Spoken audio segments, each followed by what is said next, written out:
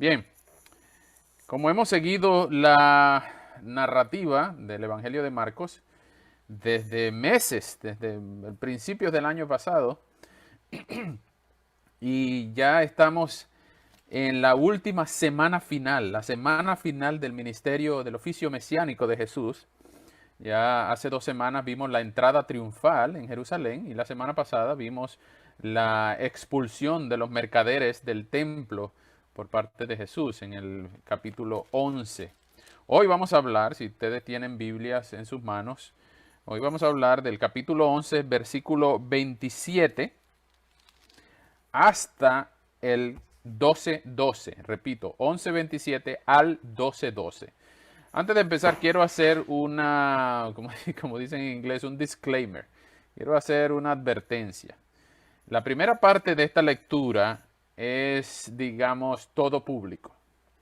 Pero la segunda parte vamos a hablar una parábola que se llama la parábola de los labradores malvados, en la cual vamos a hablar cosas que yo les aconsejo discreción de adultos. Si hay algún niño en la sala oyendo con ustedes, si hay algún niño, vamos a usar, y yo voy a hablar de algunas cosas que no son aptas para niños. Así que esto está en la Biblia, sabemos, pero el lenguaje va a crear en ellos más preguntas que respuestas. Por lo tanto, óigalo usted primero y después, si usted quiere y necesita ayuda, le podemos dar, pero usted le puede explicar con la Biblia qué fue lo que pasó en esta parábola de los labradores malvados. Como les decía, vemos que Jesús en su oficio mesiánico, él está demostrando con creces sus credenciales como Mesías. Él ya había, en los capítulos anteriores, había demostrado su autoridad sobre la creación, al calmar el viento y el mar, sobre las enfermedades, al sanar muchos enfermos, paralíticos, incluso milagros creativos que tienen que ver con la creación de nuevos órganos, como tendones o como nervios ópticos o como nervios auditivos, ese tipo de cosas. También vimos la autoridad de Jesús sobre los demonios en el capítulo 5 cuando estaba expulsando los demonios del endemoniado Geraseno y de los otros muchos demonios que expulsó, que no todos eran documentados, pero siempre Jesús demostraba autoridad sobre los demonios, sobre la creación, sobre las enfermedades y también sobre la vida y la muerte al resucitar a la hija de Jairo y a otros muchos. Entonces vemos que Jesús está demostrando con creces sus credenciales como Mesías y al principio del capítulo 11, al entrar triunfalmente en Jerusalén montado en un pollino, está demostrando la fidelidad profética de lo que los profetas de antaño profetizaron. Al pie de la letra Jesús lo está cumpliendo. Sin embargo, unos hombres, que ya van a ver quiénes son, cuestionan la autoridad de Jesús y le preguntan: ¿quién te dio autoridad a ti para hacer todo esto? ¿De dónde viene tu autoridad? ¿Por qué tú te metes en el templo a hacer cosas? ¿Dónde están tus credenciales firmadas por los rabinos del Sanedrín para que tú hagas todo esto y alborotes el templo? ¿Dónde está tu pedigrí de rabino para que tú vengas a hacer todo esto? Entonces, este que vamos a ver aquí es el primer round de Jesús echándose puño en Jerusalén con los principales sacerdotes, los fariseos, los herodianos, los saduceos, y ustedes van a notar, por ejemplo, vengan conmigo rápidamente saltando de versículo en 25 para que vean cuántos rounds se tira Jesús con los líderes. Y ya todos sabemos que Jesús es el que gana al final, aunque Jesús está hablando el miércoles de la semana de la pasión, ya el viernes, que nos va a tomar hasta el capítulo 14 llegar hasta allá, pero Jesús pelea en varios rounds, varias peleas con esta gente. Vean, en el 11:27 Jesús se encuentra con los principales sacerdotes, escribas y ancianos. Pero luego en el 12:13 se encuentra con los fariseos y los herodianos, el segundo round. En el tercer round, el 12:18, se enfrenta con los saduceos. Y después en el 12:28 se enfrenta con uno de los escribas y así va. Entonces vamos a ver que Jesús pelea frontalmente, porque Jesús lo que va a hacer en el miércoles y en el jueves de la semana de la pasión, que nos va a llevar hasta el capítulo 14, miércoles y jueves, el viernes Jesús muere, pero esa semana, miércoles y jueves, Jesús intenta abolir, acabar, destrozar el sistema de sacrificios y el liderazgo fariseo hipócrita que hasta ese momento gobernaba la religión en Israel. Y ellos tenían un monopolio de la salvación, así que Jesús acaba de raíz, así como la maldición de la higuera, así Jesús acaba de raíz el liderazgo hipócrita de los líderes que decían ser grandes cosas, pero su carácter estaba lejos del corazón de Dios. Así que antes de morir, Jesús acaba de raíz con el liderazgo de los fariseos. Y ya van a ver un poco más en detalle. Muy bien, entonces vemos que los miércoles de esa semana Jesús va al templo y los principales sacerdotes, los escribas y los ancianos cuestionan la autoridad de Jesús. Vamos a leer primero del 12:27 hasta el 11:27 hasta el 11:33, en la primera parte de nuestra lectura, y luego vamos a orar. ¿Ok?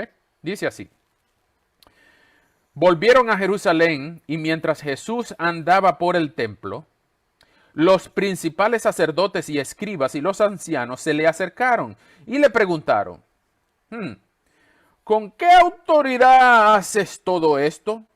¿Quién te dio autoridad para hacerlo? Y Jesús le dijo: yo también les voy a hacer una pregunta.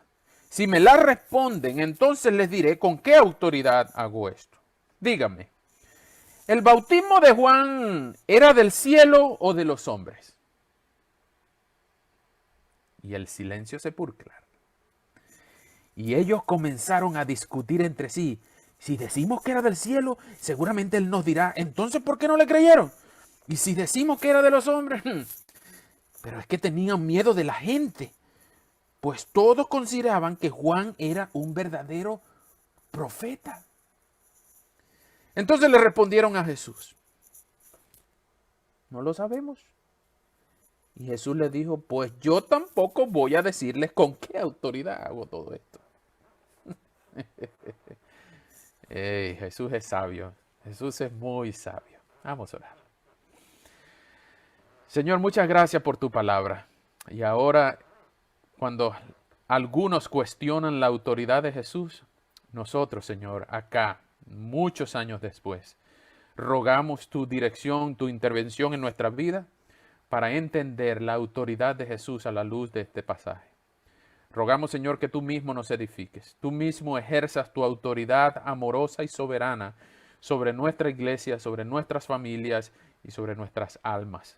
Y rogamos, Señor, que como muestra de tu autoridad, tú mismo edifiques nuestras vidas, nos enseñes tu poder y nos des la gracia de poder verte glorificado en esta y en todas nuestras reuniones. Te amamos, Señor, en el nombre de Jesús. Amén. Muchos supuestamente sabios a lo largo de la historia han dicho que Jesús era un buen maestro, pero lamentablemente lo sorprendió la muerte a muy temprana edad.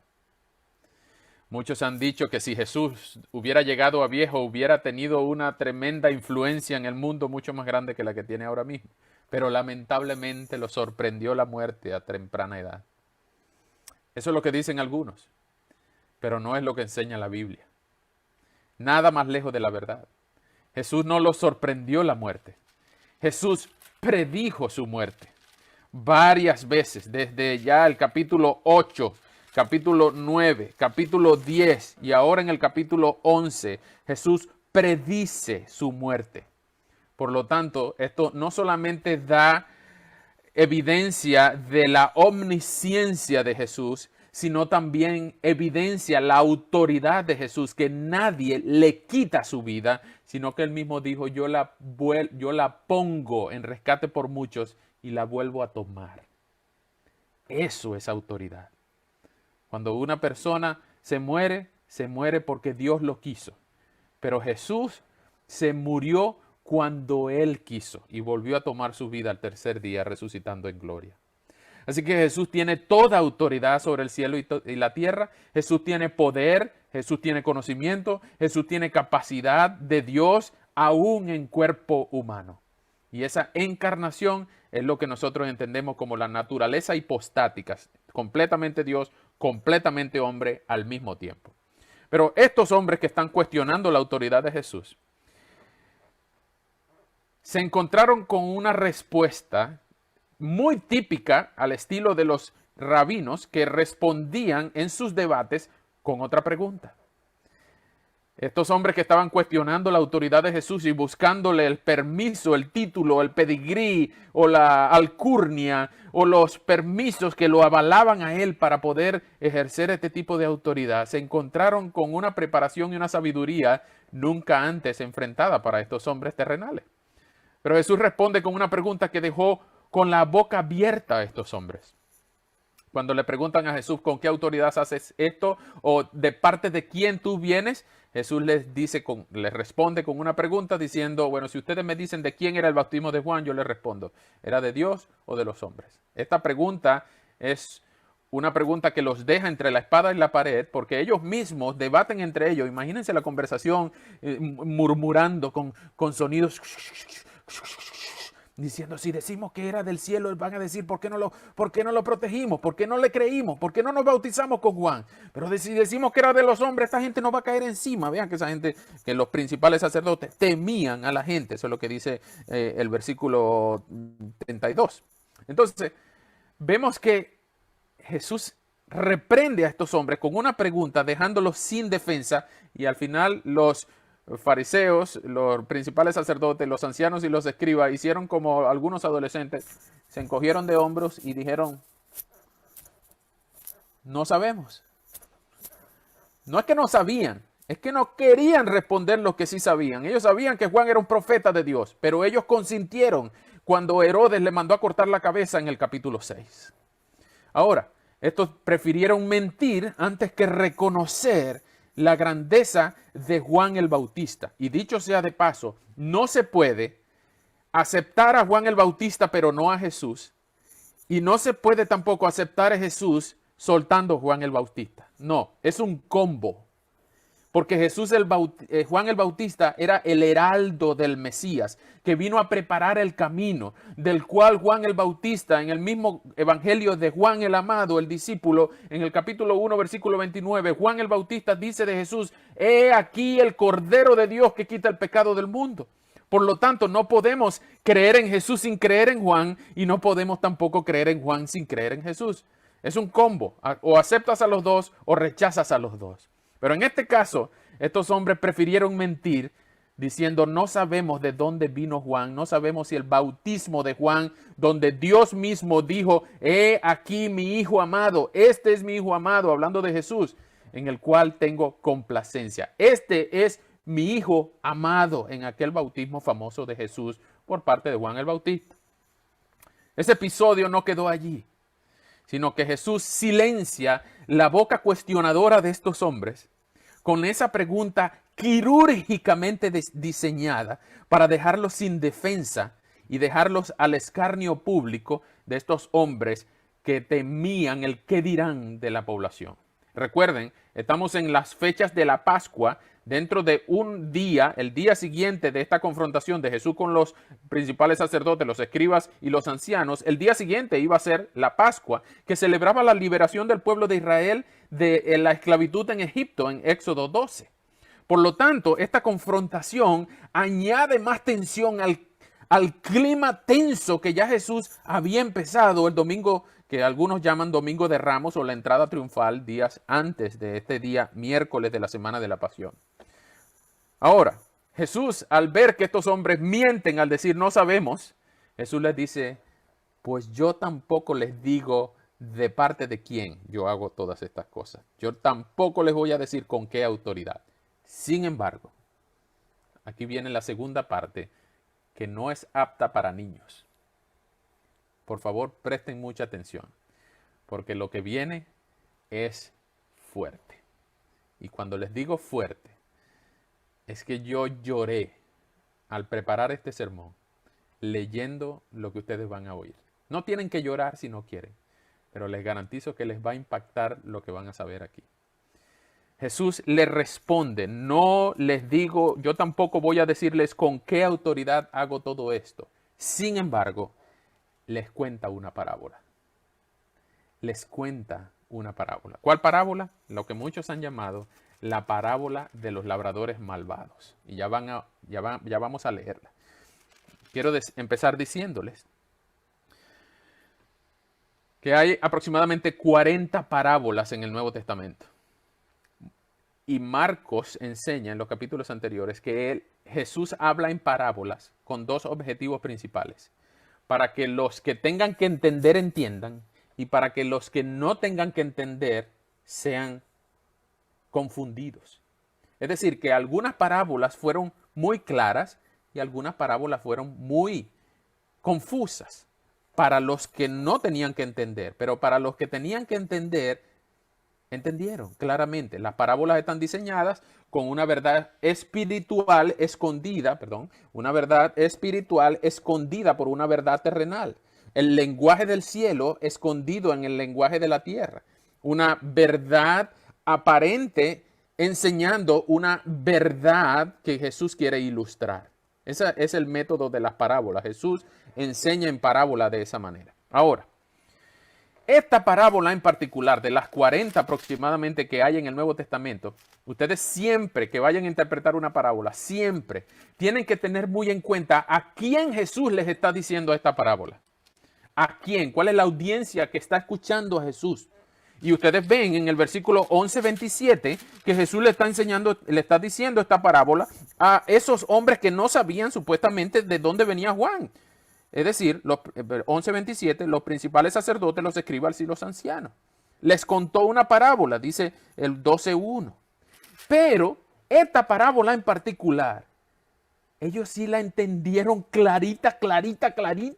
Ellos no se confundieron. Todo el mundo supo de qué Jesús estaba hablando. Ellos entendieron que era contra ellos. ¿Cómo sabemos? Porque el 12:12, vengan conmigo por favor, al final de esta parábola, en el 12:12, dice, al darse cuenta de que Jesús había contado esta parábola por causa de ellos, quisieron aprenderlo, pero como temían a la multitud, lo dejaron y se fueron. Así que lo que ustedes van a oír no solamente fue entendido por aquellos, sino que va a ser entendido muy clarito por ustedes. No solo porque yo se los voy a explicar, sino porque la parábola es autoexplicativa. No es confusa de ninguna manera, sino es autoexplicativa. Ya van a ver. Muy bien, vamos a leer la parábola de los labradores malvados. Esta es la respuesta de Jesús de manera metafórica. Esto es una metáfora ampliada para que estos hombres entiendan la sinvergüenzura de la hipocresía por no haber aceptado a Juan como profeta de Dios y a Jesús como el Mesías de Dios. Vamos a leer 12:1. Jesús comenzó a hablarles por medio de parábolas. Un hombre plantó una viña, le puso una cerca, le cavó un lagar, levantó una torre y la arrendó a unos labradores y luego se fue lejos. A su debido tiempo envió un siervo a los labradores para que le entregaran la parte de lo que la viña había producido. Pero los labradores lo agarraron y lo golpearon y lo mandaron con las manos vacías.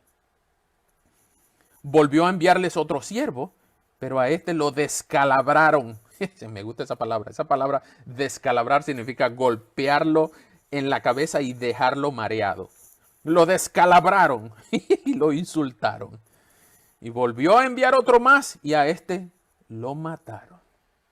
Y después mandó a muchos otros, pero a unos los golpearon y a otros los mataron. Wow. Versículo 6, 12:6. Todavía le quedaba uno a quien enviar, que era su hijo amado. Y finalmente lo envió a ellos, pues pensó, a mi hijo lo respetarán. Pero aquellos labradores se dijeron unos a otros, este es el heredero, vamos a matarlo y la herencia será nuestra. Y lo agarraron y lo mataron. Y luego lo arrojaron su cuerpo fuera de la viña. Versículo 9. ¿Qué hará entonces el dueño de la viña? Pues irá y matará a los labradores y dará su viña a otros. Vamos a detener la lectura allí. Les dije que iba a ser fuerte. Y todavía no se ha puesto todo lo fuerte que es. Esta es la parábola de los labradores malvados, esta es la realidad, la metáfora que Jesús explica. Déjenme de una vez contarles, no voy a abundar mucho en detalles, voy a ir directamente al grano. Jesús explica esta parábola y para los eruditos del Nuevo Testamento, esta parábola es una síntesis del Antiguo Testamento. Cuando Dios creó el pueblo de Israel, Él en Isaías 5 lo ilustra como una viña. Pero en el año 586, desde el 784 hasta el 586, la caída del reino del norte y la caída del reino del sur fueron predichas por muchos profetas, entre ellos Isaías. Isaías capítulo 5 habla de que la viña que el Señor plantó produjo uvas silvestres que no producen cosecha. Ustedes pueden leer los primeros versículos de Isaías 5, que era un pasaje muy conocido por estos escribas que eran los responsables de la transmisión de la ley. Los ancianos eran los responsables por la transmisión oral y los principales sacerdotes los responsables por el mantenimiento de los sacrificios en el templo. Ahora, Jesús está diciendo que el Antiguo Testamento en una sola parábola es el resumen del Antiguo Testamento, cuando desde Moisés Dios ha enviado mensajero tras mensajero, profeta tras profeta, para que el pueblo de Dios refleje el carácter de Dios a todas las naciones para cumplir la promesa a Abraham en Génesis 12. Y todos, absolutamente todos, fueron rechazados. Todos. Sin duda, todos los profetas de Dios fueron rechazados. Por lo tanto, esta viña resume el Antiguo Testamento con la misericordia de Dios, esperando y esperando y dando tiempo para que Israel se arrepienta, y dando tiempo y mostrando más perdón, juicio, ciclos de amor y gracia, castigo, juicio, enviar profeta, perdonar, castigar. La misericordia de Dios con este pueblo parecía infinita. Parecía infinita. Pero Dios los amó tanto que cualquiera de los oidores, que los oyentes originales de esta parábola hubiese estado escandalizado de que el dueño hubiese mandado 2 siervos a cobrar la renta. Pero no solamente mandó uno, lo golpearon y lo mandaron con la mano vacía. Al otro lo descalabraron, lo golpearon en la cabeza. Al tercero lo mataron, al cuarto lo mataron también. Y así, siervo tras siervo, siervo tras siervo. Y no solamente eso, sino que el versículo 5, 12:5 dice que envió a muchos. Y siempre eran golpeados, matados, insultados y los mandaban con las manos vacías estos labradores malvados. Por lo tanto, ¿quién es el dueño de la viña? El dueño de la viña es Dios. En Isaías 5 es Dios. ¿Quiénes son los labradores malvados? Pues los labradores malvados son nada más y nada menos que los líderes hipócritas religiosos de Israel, que jamás rindieron cuenta a Dios, y en vez de guiar al pueblo hacia Dios, lo que hacían era alejar al pueblo de Dios. Y hacían rituales, tradiciones, costumbres, y desviaban con sus tradiciones y con sus maneras, desviaban al pueblo de lo que Dios siempre quiso para ellos. En los años del silencio intertestamentario se creó, después del regreso del exilio con Zorobabel, después del exilio en Babilonia, el regreso ahora en Jerusalén, la reconstrucción del templo, la reconstrucción de la ciudad, se crearon las sinagogas y se crearon los fariseos. Usted nunca antes en el Antiguo Testamento leyó de sinagogas y de fariseos, ¿cierto? Entonces, cuando los fariseos ahora gobernaban el liderazgo de Israel, ahora se enfocaban en la apariencia externa y en el ritualismo de hacer las cosas debidas con un corazón indebido. Externamente eran hermosos, por eso Jesús les dice: ustedes hacen monumentos, pero su corazón está lejos de mí. Ustedes son sepulcros banqueados. Ustedes son un nido de víboras. Ustedes son nubes sin aguas. Ustedes son hipócritas. Porque este liderazgo, en vez de acercar a la gente y predicar la palabra de Dios, alejaban a la gente. El mismo Jesús les decía: hagan lo que ellos dicen, pero no hagan lo que ellos hacen.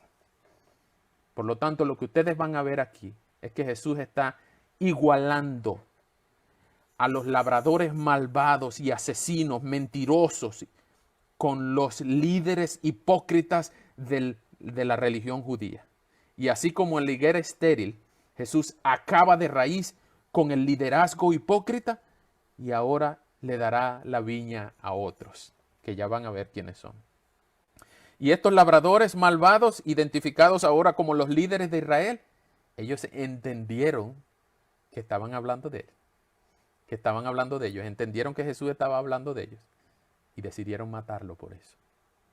Entonces vemos que Dios es el que plantó la viña, los labradores malvados son el liderazgo fariseo y hipócrita, pero entonces ¿quiénes son los siervos? ¿Quiénes son los siervos que el dueño de la viña mandó? Uno, primero lo golpearon, después lo descalabraron, después lo mataron y después mandó a su hijo. Bueno, esos son nada más y nada menos que los profetas del Antiguo Testamento. Si ustedes leen los profetas mayores, los profetas menores, usted va a encontrar que pocos de ellos terminaron bien. Todos ellos fueron rechazados, muchos fueron desterrados, exiliados, expatriados, muchos de ellos fueron asesinados por sus propios compatriotas, incluso por denunciar la idolatría o por denunciar la mala costumbre de ir tras los dioses ajenos, tras los Baales o tras otros dioses que tenían del otro lado del Jordán. Casi todos los profetas mayores, los profetas menores e incluso los profetas que no tienen libros nombrados por ellos. Déjenme darle algunos ejemplos. Justino Mártir, uno de los primeros apologistas cristianos, habla en su diálogo con Trifón. Él dice que él acusa a los judíos de haber cortado a Isaías por la mitad, aserrado con una sierra de madera. A Jeremías, que vio el cautiverio babilónico llegar en el 586 a Jerusalén, fue constantemente maltratado, abusado sin cesar, arrojado a un pozo y la tradición dice que fue apedreado hasta morir. A Ezequiel, tanto que denunció la reprensión y la reprensión del pueblo, fue asesinado por uno de sus mismos compatriotas.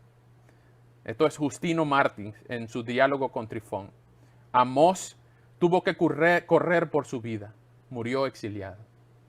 El sacerdote Zacarías, en 2 de Crónicas 24, fue rechazado y perseguido al templo, donde pensó que podía estar a salvo. Lo zumbaron del templo y quedó vivo, y al caer lo apedrearon hasta la muerte en el templo. El profeta Micaías, en 1 Reyes 22, fue golpeado en la cara por el principal falso profeta de la ciudad. Oseas fue sacado de su ciudad, fue desterrado. Joel, hijo de Betuel, fue golpeado en la cara con una vara y su cabeza fue abierta, tanto que lo golpearon que así lo mataron. Lo llevaron desde su propia tierra y 2 días murió en su propio lugar. Amós fue torturado y estrangulado. Abdías, por causa de Acab, el rey malvado, soportó muchas maldades. Micaías fue asesinado por Joram, hijo de Acab. Abacub fue apedreado.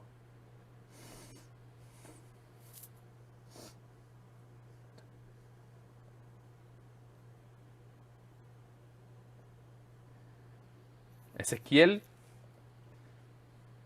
murió desterrado en tierra de los caldeos por denunciar la adoración a los ídolos. Ahías fue sacado de la ciudad y fue despedazado por un león. Zacarías fue asesinado a manos del rey Joás entre las gradas del altar, cosa que registra Mateo.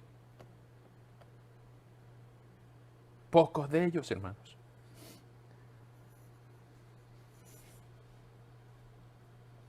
Pocos de ellos vieron la muerte de manera pacífica. Su oficio de profeta le costó la vida.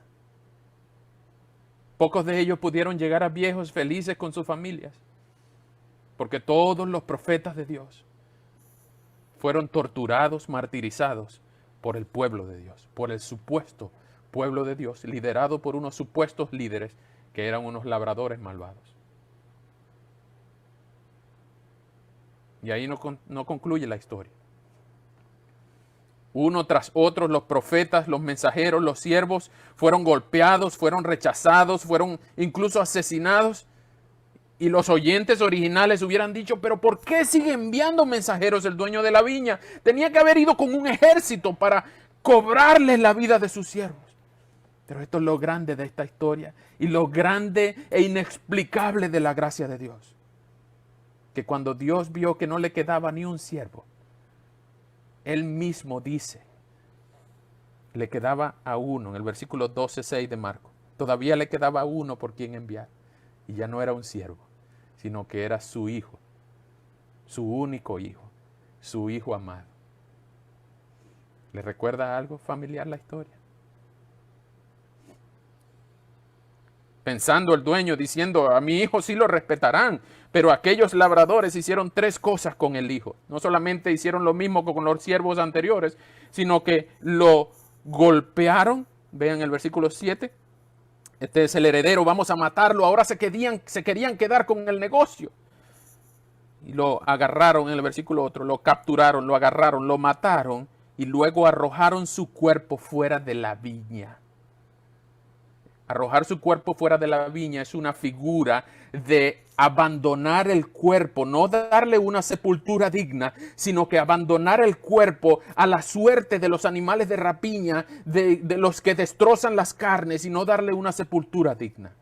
Eso es mucho más humillante, mucho más desafiante que matar a los mensajeros, porque este es el Hijo. Jesús no solamente está prediciendo su muerte, sino que está aboliendo la representatividad que los líderes fariseos tenían del judaísmo en nombre de Dios. Jesús predice la muerte y concluye con otra pregunta quirúrgicamente diseñada. ¿Qué piensan ustedes? Vean el versículo 9. ¿Qué piensan ustedes? ¿Qué hará el dueño de la viña? ¿Los va a venir a felicitar? ¿Les va a dar la viña a ellos? ¿Les va a decir, bueno, está bien, quédense con esa viña? Está bien, no me den nada. No, el dueño de la viña no va a ser así. El dueño de la viña, recuerden que es una personificación de Dios, vendrá y matará a los labradores y dará su viña a otros. Algunos dirán que este es un ataque de ira de Dios, pero ciertamente esta es la ira santa, controlada, sin pecado de Dios. Dios en algún momento de la historia va a agarrar a todos los que supuestamente lo representaban a Él, a todos los que no se sometieron al dominio amoroso de la autoridad de su Hijo, y va a recompensar a todos aquellos que están bajo el señorío de Cristo, pero a todos aquellos que no quisieron someterse a la autoridad de Jesús, pues los va a matar sin misericordia, los va a mandar a un infierno, lago de fuego donde el gusano no muere y la llama no se apaga por toda la eternidad, conscientemente sufriendo para que respeten la autoridad de su Hijo, que ahora tienen que reconocerla, quieran o no, ya será demasiado tarde. Por lo tanto, mi llamado es para ti. ¿Estás tú bajo la autoridad de Jesús? Este hijo amado que fue rechazado, matado, golpeado, él fue expulsado de la viña. Es decir, ellos querían a Jesús fuera de Israel. Fue rechazado, pero la historia no concluye ahí. Jesús resucitó al tercer día y vean lo que pasó. Este es el desenlace de la historia. El versículo 10 dice, ni siquiera han leído la escritura que dice, la piedra que desecharon los constructores ha venido a ser la piedra angular. Y esto lo ha hecho el Señor y a nuestros ojos es una maravilla. ¿Por qué Jesús usa este texto? ¿Por qué Jesús cita el Salmo 118, versículos 22 y 23? Porque en la entrada triunfal, 2 pasajes atrás, los que estaban poniendo sus mantas y poniendo palmeras para que Jesús pasara por el burrito, usan los versículos 25 y 26 del mismo Salmo 118, diciendo: Hosana, Hosana al hombre, al que viene, bendito el que viene en el nombre del Señor, bendito el Hijo de David. El Salmo 118 también es usado por Jesús para decir: lo que ustedes desecharon, la piedra que no servía para nada, lo que ustedes desecharon, el que ustedes no creían que iba a servir para nada, ahora se ha convertido en lo más principal, en lo más grande de la creación, el objeto de más grande adoración en el cielo, la maravilla más grande ante cual toda rodilla se doblará, toda lengua confesará que Jesucristo es el Señor, para gloria de Dios Padre. Y no solamente eso, llegó a ser la piedra angular, la piedra del fundamento que guía todas las aristas, los ejes, las direcciones y toda la estabilidad del edificio que es la iglesia. Depende de Jesús, y sobre la piedra angular que es Jesús, la doctrina de los apóstoles, piedra por piedra, porque los apóstoles son esos otros a quien Dios les dio la viña. Los otros a quien Jesús les dio la viña son los apóstoles.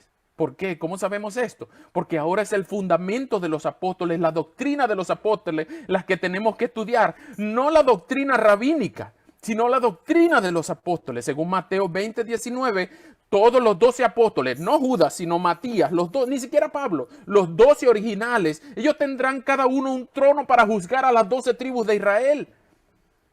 Por lo tanto, la representatividad que supuestamente tenían los fariseos y los líderes religiosos hipócritas, Jesús la acaba de raíz como la higuera, la seca, la maldice, la quita del medio y ahora le entrega la representatividad de la nueva viña del Señor, la iglesia del Señor, por siempre a 12 hombres nada extraordinarios, nada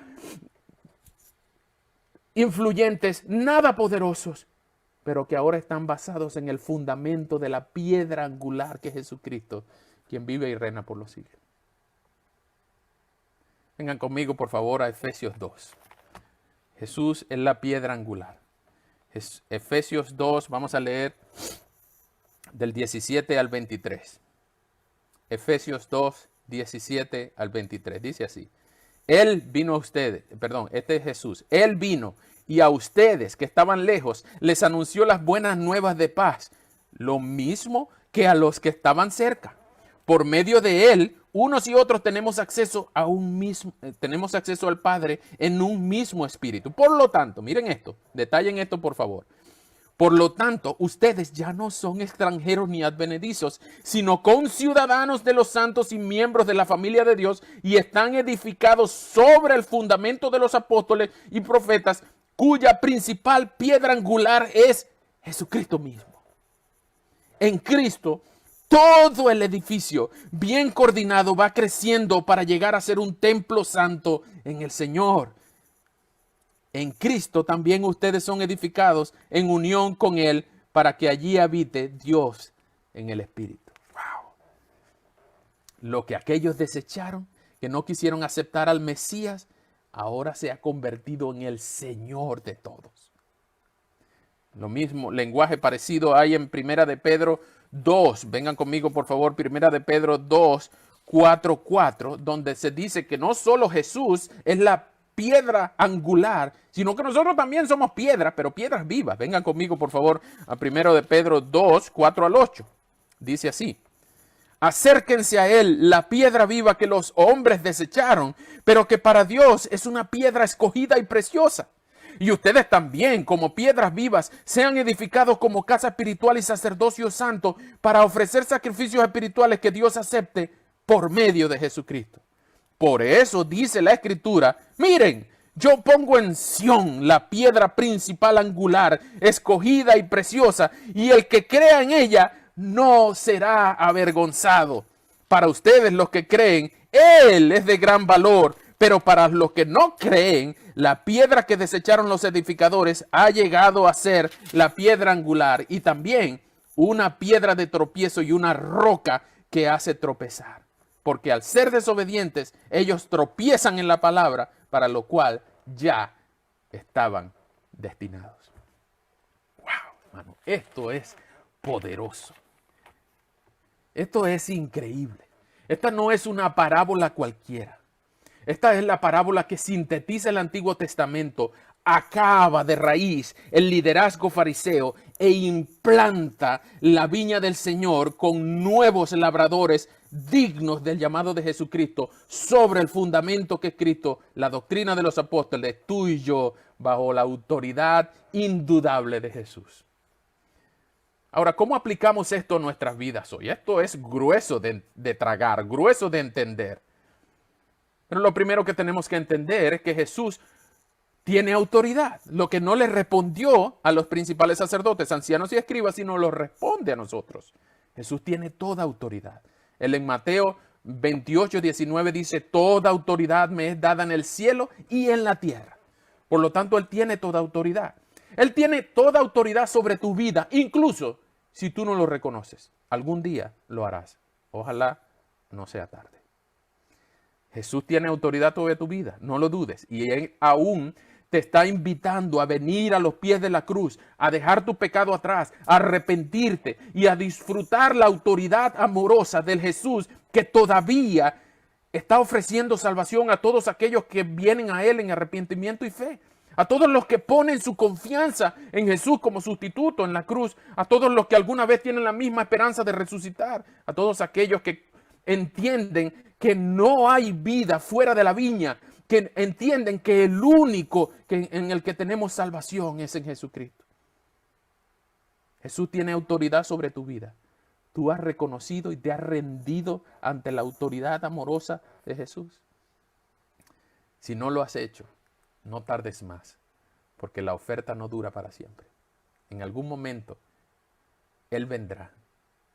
Él partirá el cielo en dos. Y el dueño de la viña vendrá a ajustar cuenta con los labradores malvados. Pero tú no eres un labrador malvado, ¿cierto? Tú eres de los que aceptan el mensaje de Jesús.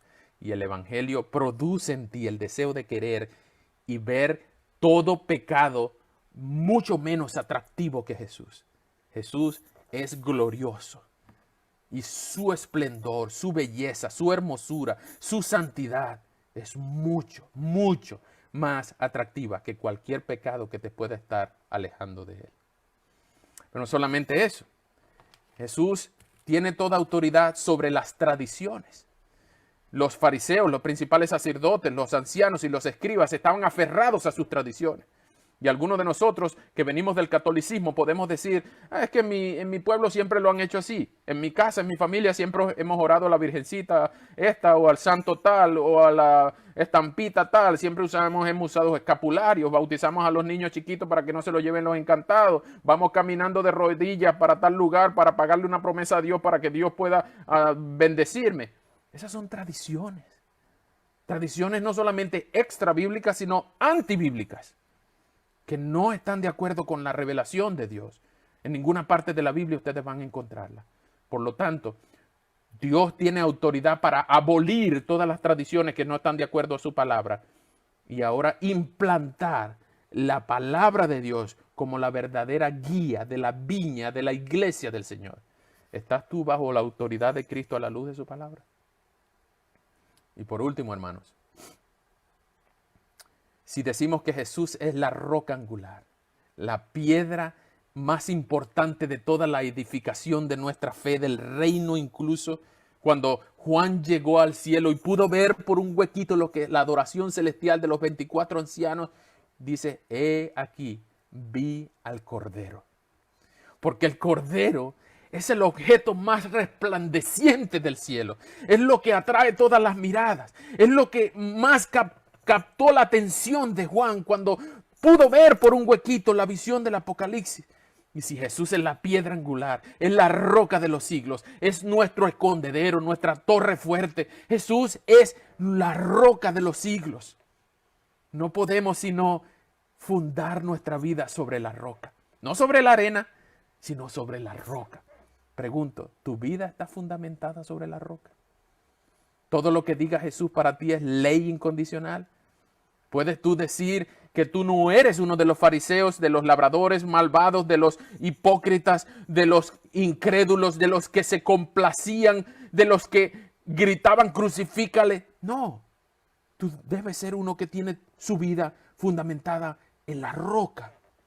Así que si tú no has creído en Jesús, si tú no te has rendido a su autoridad amorosa, no tardes más. No tardes más. No hay mejor refugio que los brazos del Señor.